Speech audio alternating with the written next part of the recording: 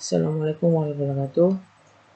Sini saya Reza Putra, NPM 03 2015 10748. Di sini saya akan menjelaskan sistem distribusi tenaga listrik.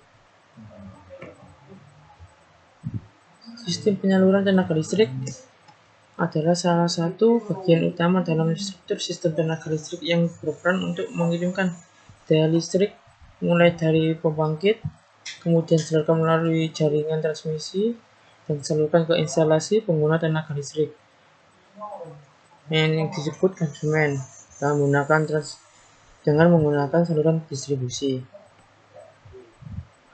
Distribusi sistem tenaga merupakan bagian dari sistem tenaga listrik dan berguna untuk menyalurkan tenaga listrik dari sumber daya listrik besar ke konsumen.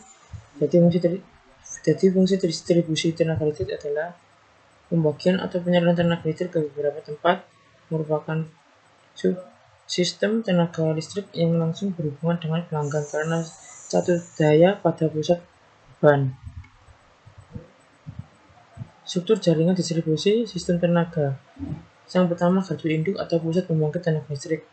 Pada bagian ini, jika sistem pendistribusian tenaga listrik dilakukan secara langsung, maka bagian pertama dari sistem distribusi tenaga listrik adalah pusat pembangkit tenaga listrik. Yang kedua, jaringan distribusi primer. Jaringan distribusi primer merupakan awal penyaluran tenaga listrik dari pusat pembangkit tenaga listrik ke konsumen untuk sistem pendistribusian langsung.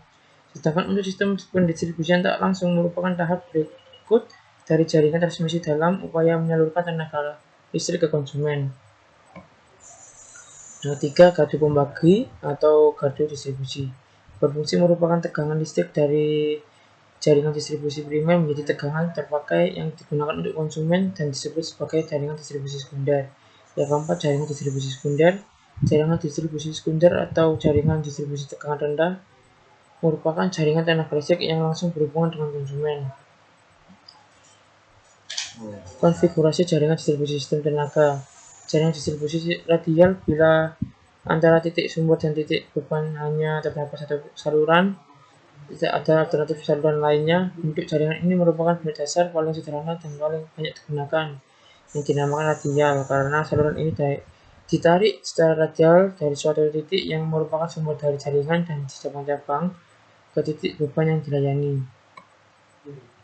Yang kedua, jaringan distribusi ring atau loop. Bila pada titik beban terdapat alternatif saluran berasal dari satu sumber, jaringan ini merupakan bentuk tertutup, disebut juga bentuk jaringan loop.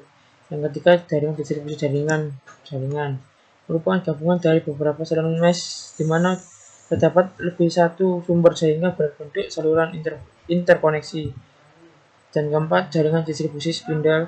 Selain berbentuk dasar dari jaringan distribusi yang telah ada, maka dikembangkan pula bentuk-bentuk modifikasi yang bertujuan meningkatkan keadaan dan kualitas sistem. Karakteristik beban distribusi listrik.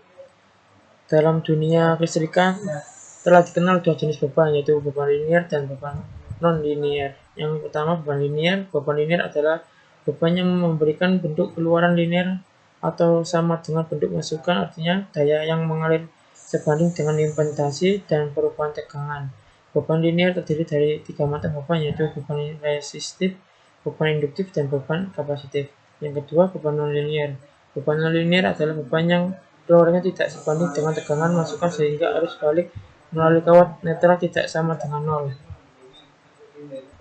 Sekian dari saya, yang bisa saya sampaikan. Wassalamualaikum warahmatullahi wabarakatuh.